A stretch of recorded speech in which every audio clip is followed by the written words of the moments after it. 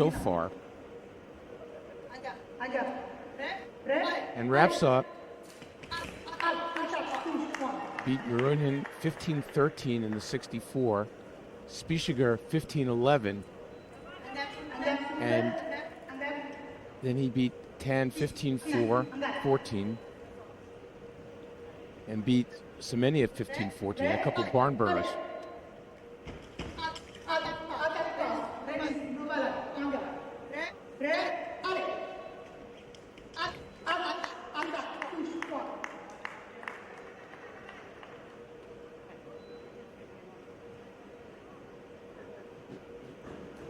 Rapsa almost didn't get here.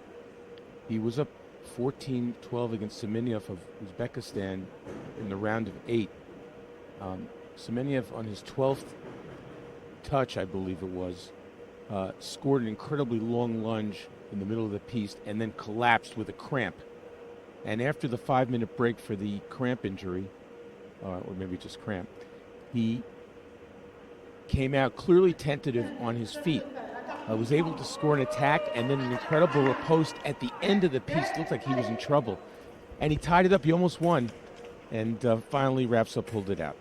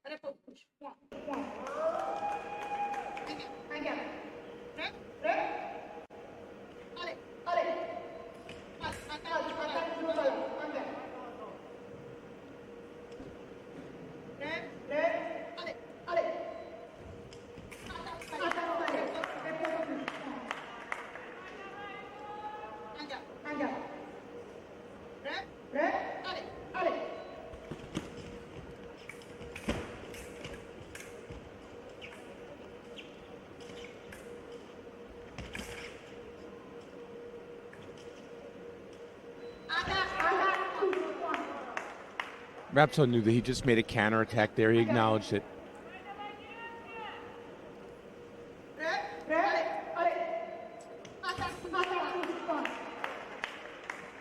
Wants to straighten the blade, does Rapsa here. Definitely wants to take a mental timeout at the same time. The blade's allowed, let's watch the attack there. Oh, too easy, right to the shoulder. You're allowed 1 centimeter of bend in the blade. It can go upwards or downwards. It just can't be an S-curve.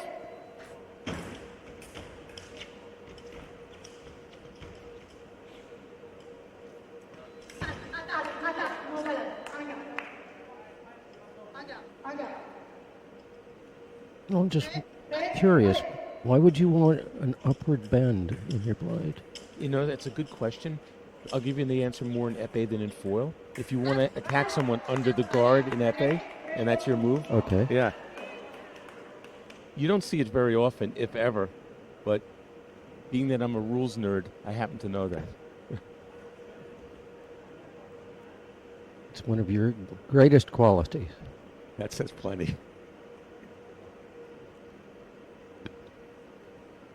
So the provocateur here so far, although the score is pretty even, has been KERIK. He's been the one attacking.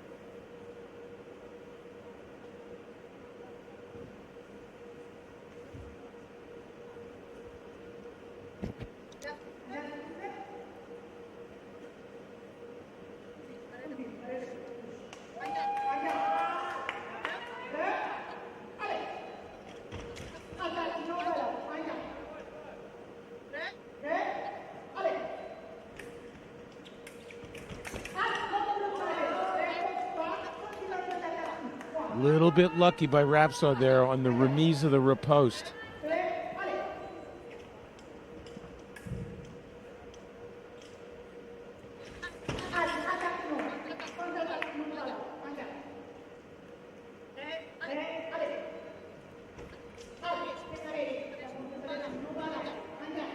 Look for KERIK to attack here.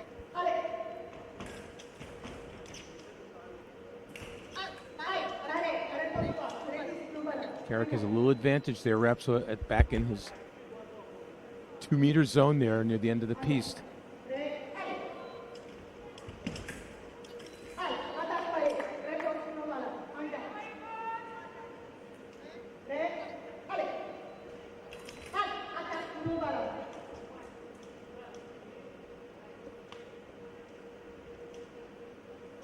Rapsa had KERIK a bit flat-footed there.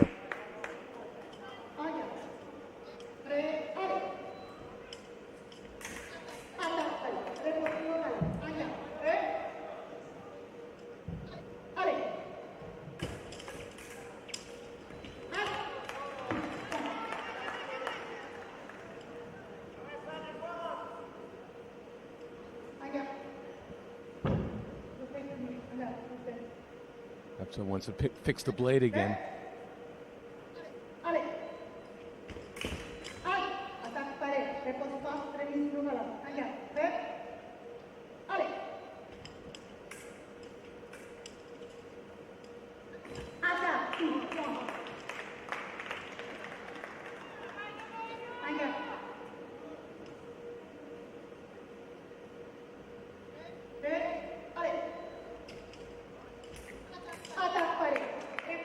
Attack right in the middle, and just KERIK was waiting there for that.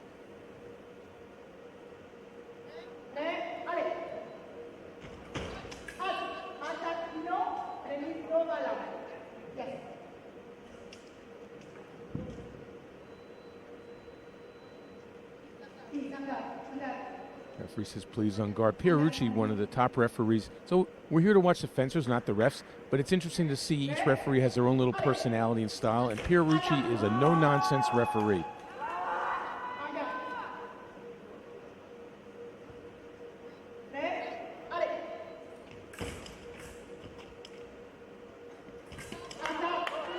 Finally gets through there. KERIK keeps pressing to the shoulder area, the high line, and Rapsa's been parrying it, and that time KERIK got through.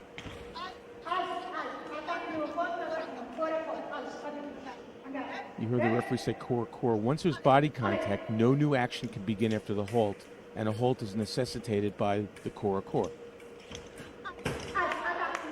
Now you saw there KERIK changed the target. He had been attacking to the outside line to the shoulder. This time he did a feint into the inside line and surprised Rapsa.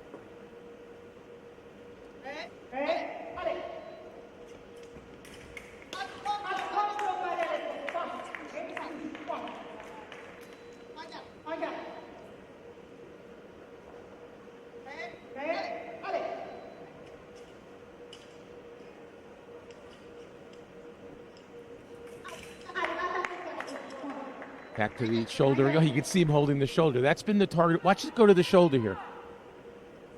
The beat attack. Right to the shoulder. That left a mark. And that will hurt in the shower tonight also. That leaves a stinging feeling.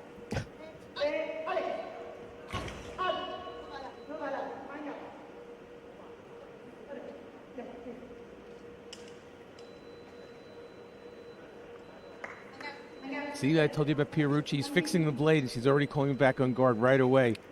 She did that at the beginning of the match when he went off the piste without permission. Yeah. And she told him just to get on the on guard line. It's very good for a referee to maintain control of the situation.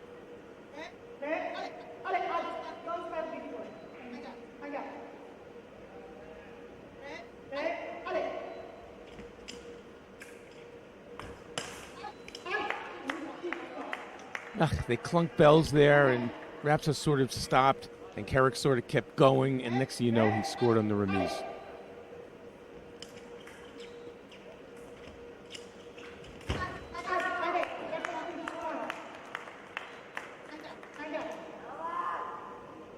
There's a little dejected body language by Rapsa.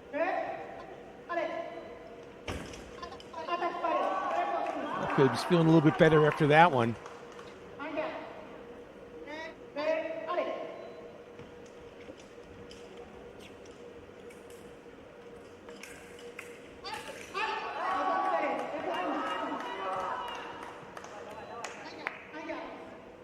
It's almost as if the fencers are going at a slower speed than normal.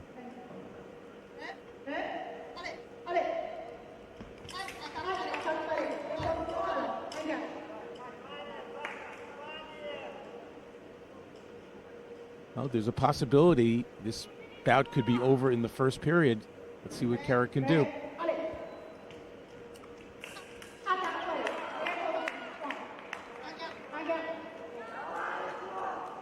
KERIK is one away from the gold medal bout.